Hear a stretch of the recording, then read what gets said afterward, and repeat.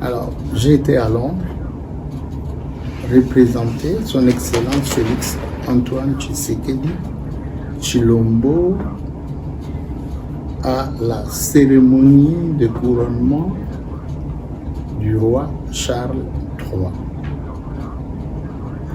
La République démocratique du Congo tient, à travers le chef de l'État, tient à avoir une coopération dynamique et efficace avec le Royaume-Uni, la Grande-Bretagne. Le chef de l'État lui-même a participé au courant de cette année à la conférence des investisseurs du monde entier. La République démocratique du Congo a été représentée par le chef de l'État, lui-même en personne. Ceci démontre l'importance que notre pays tient à une bonne coopération avec la Grande-Bretagne. C'est pour cela que la République démocratique du Congo a été présente aux obsèques de la reine Elisabeth II et également au couronnement du roi Charles III qui succède à sa mère.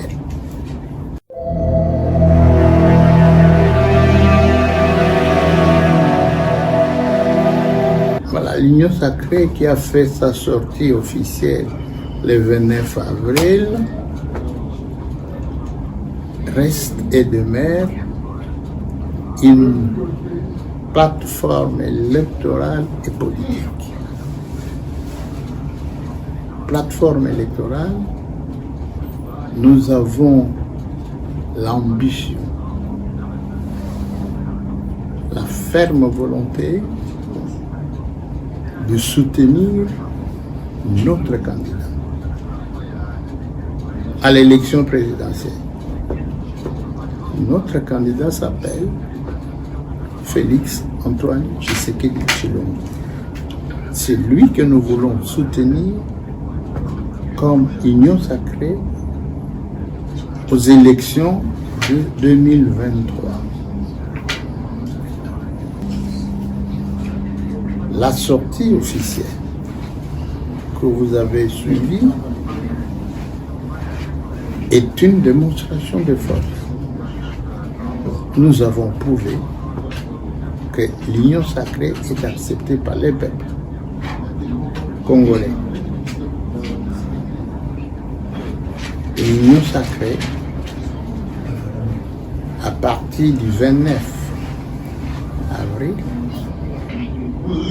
doit être comptée parmi les grandes forces politiques de la République démocratique du Congo, qui regroupe 434 partis politiques et qui est déterminé à gagner les élections de manière démocratique, transparente.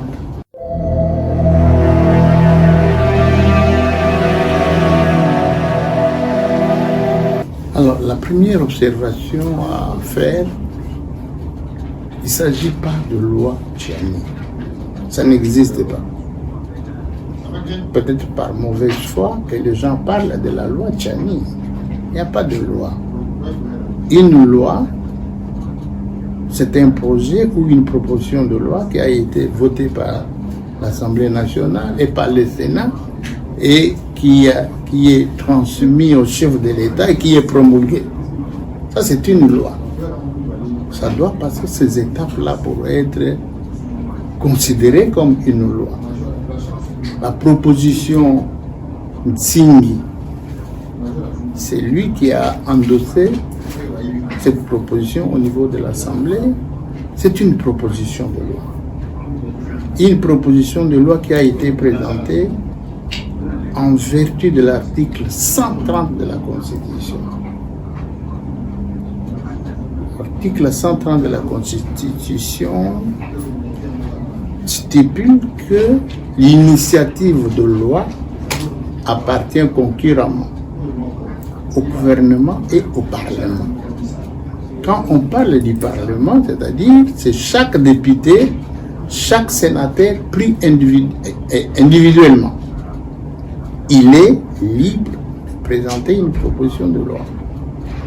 Et en vertu de cet article, nul n'est compétent pour refuser à un député de présenter une proposition de loi. Nul. Par contre, cette proposition de loi doit suivre une étape.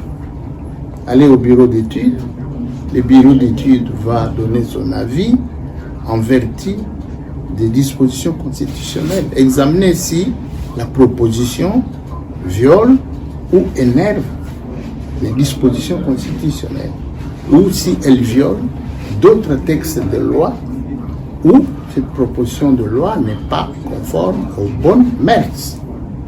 C'est ça les étapes que poursuit, par lesquelles doit passer une proposition de loi. Ce n'est que seulement après l'avis de recevabilité que cette proposition peut être envoyée au gouvernement, qui va donner son avis, et quand ça rentre à l'Assemblée nationale, le bureau de l'Assemblée jugera de son opportunité et de sa finalité.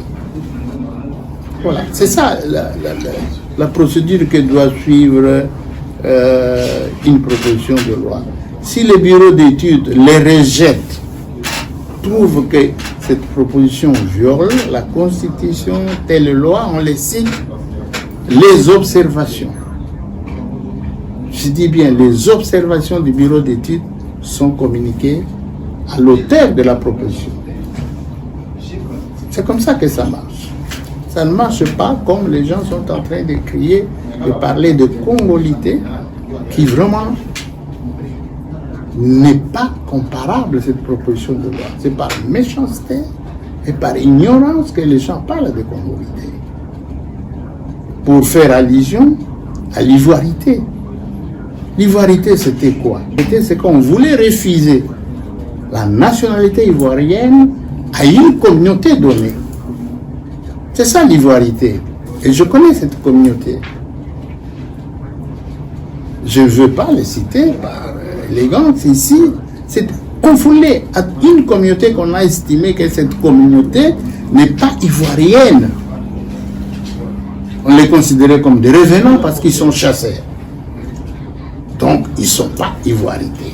On les chasse. C'est ça l'ivoirité. Ici, il s'agit tout simplement d'un appel à un esprit nationaliste. La proposition voudrait que les fonctions régaliennes soient occupées par des Congolais de père et de mère. C'est ça la proposition, la fameuse proposition Tchani. Pourquoi il explique que le Congo a donné la nationalité congolaise à plusieurs personnes qui aujourd'hui, ces personnes-là, trahissent le pays. Ces personnes-là trahissent le pays. Vous voyez ce qui se passe à l'Est. La guerre de l'Est exaspère certains Congolais dans leur patriotisme. Ils prouvent qu'on a accordé la nationalité à des individus qui tournent le dos à la nation et qui veulent livrer la nation aux pilleurs, à des gens qui veulent occuper des bandes de terre chez nous. C'est ça. Tchani est entré dans cet esprit-là. Tchani est un des Congolais qui estime qu'il faut protéger la nation au plus haut sommet de l'État et à toutes les fonctions. Ça n'a rien à voir avec l'ivoirité, ça. Ça n'a rien à voir avec l'ivoirité. L'ivoirité, c'est qu'on voulait refuser à une partie de la population que d'autres Ivoiriens considéraient qu'ils n'étaient pas des Ivoiriens authentiques. C'est ça la différence. Toute une communauté, on voulait ne pas reconnaître. Et ici, il s'agit tout simplement de fonction d'État. C'est pas ça l'ivoirité. C'est pas ça. Bon, la procédure, la proposition va suivre le chemin normal. Nous, on n'a aucun avis à donner.